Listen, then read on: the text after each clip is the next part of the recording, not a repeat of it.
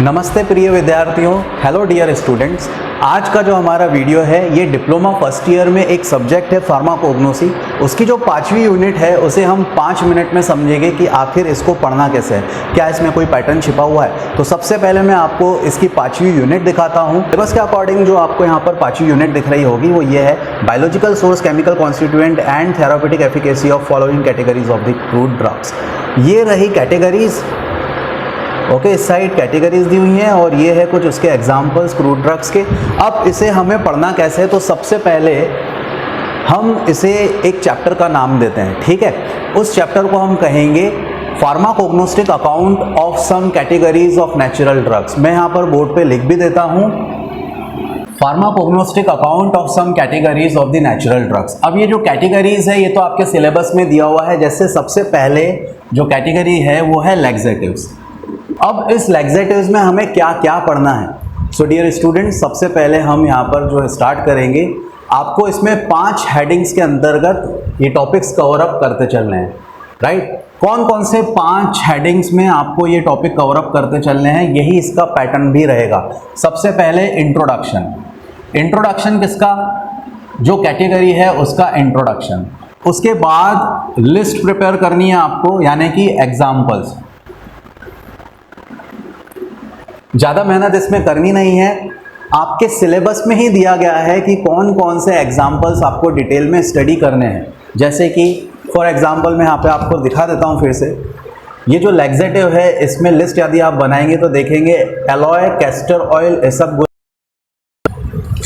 वैसे तो बहुत सारे लैक्सेटिव्स होते हैं नेचुरली, बट आपको सिलेबस के अकॉर्डिंग डिप्लोमा फर्स्ट ईयर में कोग्नोसी में कितने पढ़ने हैं? सिर्फ और सिर्फ 4। सो एग्जाम्पल या फिर लिस्ट आपको सिलेबस में ही मिल जाएगा। फिर इसके बाद अब जो लिस्ट बनाई है उसमें आपने सबसे पहले उसका पहला एग्जाम्पल आप लिखेंगे। फॉर एग्जाम्पल सबसे पहले आपको इसमें लैक्सेटिव में पहला एग्जाम्पल जो है वो है अलॉय दिया है सिलेबस में। अब इस अलॉय में भी क्या क्या पढ़ना है उसी को हम कहेंगे क्या? फार्माकोग्नोस्टिक अकाउंट। अब अलॉय में क्या क्या डिटेल पढ़नी होगी? सबसे पहले हमें इसका देखना होगा सिनोनिम, फिर दूसरा बायोलॉजिकल सोर्स, फिर तीसरा इसमें जो हमें देखना होगा वो है केमिकल कॉन्स्टिट्यूएंट्स, और जो चौथा है वो है थेराप्यूटिक एफिकेसी या फिर इसके इस्तेमाल, यूजेस क्या होते हैं। ये 3 जो है आपके सिलेबस में ही दिया गया है कि आपको इन्हीं 3 पॉइंट के अंतर्गत ये एग्जाम्पल्स कवर अप करते चलने। जैसे ही आपने एलॉय के बारे में ये चारों जानकारी इकट्ठा करके बता दी, फिर अगला एग्जाम्पल आप कैस्टर ऑयल उठा सकते हैं। कैस्टर ऑयल में भी वापस क्या? उसका synonym biological source, chemical constituent and therapeutic efficacy. Biological source में आपको ध्यान रखना है कि प्लांट के कौन से पार्ट से बायोलॉजिकल सोर्स क्या है, यानी बॉटनिकल नेम क्या है उसका, और उसकी फैमिली, इतनी जानकारी आपको देनी है। इस तरह से हम 5वीं यूनिट को कंप्लीट करते चलेंगे। डियर स्टूडेंट्स, मैं अब आपको संक्षिप्त में और बता देता हूं कि किस तरह से 5वीं यूनिट को हमें कंप्लीट करना है। सबसे पहले हमने उसका एक नाम दे दिया जो था pharmacognostic account of some categories of natural drugs. Categories क्या थी जो सिलेबस में सबसे पहले दी हुई है, हमने उसको उठाया। इंट्रोडक्शन उसका डिस्कस किया। इंट्रोडक्शन में डेफिनेशन आ जाएगी या उसके कुछ टाइप्स हो तो वो। लिस्ट और एग्जाम्पल्स जो सिलेबस में दिए हुए हैं हमने वो एक लिस्ट बना ली। फिर उस सिलेबस में जो एग्जाम्पल्स दिए हुए हैं उसमें सबसे पहला एग्जाम्पल उठाया। इसकी जो भी डिटेल पढ़ेंगे उसे हम कहेंगे फार्माकोग्नोस्टिक अकाउंट। उस डिटेल के तहत सबसे पहले आएगा सिनोनिम, यानी कि क्या हम उसे किसी और नाम से भी जानते हैं क्या।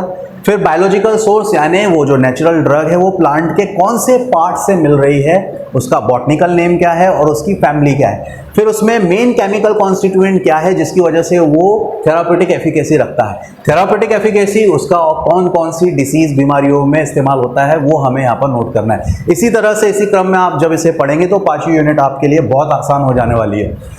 यदि आप हमारे इसी तरह से और भी वीडियोस देखना चाहते हैं तो यहाँ पे जो लिंक दिख रही है उस पर क्लिक कर दीजिए और सब्सक्राइब करना मत भूलिए। Thank you very much.